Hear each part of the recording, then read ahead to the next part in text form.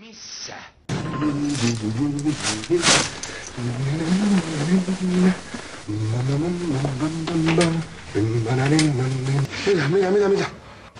Anteeksi! Maarit Salin on vanha juoppo. Hei tyttö, mitä sä itket? Nyt sä nauranut. Mitä helvettiä? Sä oot Seppo Taalasmaa. Mitä helkkaria? Nyt isvonu sisään, jäin sitten kiinni tai ei. No moi, mitäs meidän julkis? Hei. No, sanotaanko nyt näin, että...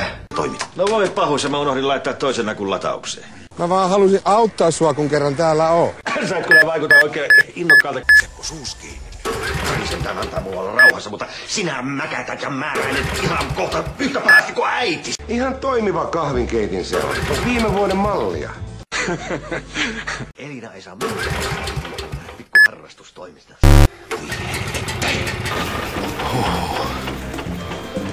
Läheltä viippas. Mäntyluoto. Vittu, nyt mä sekoisin. Ai helvetin!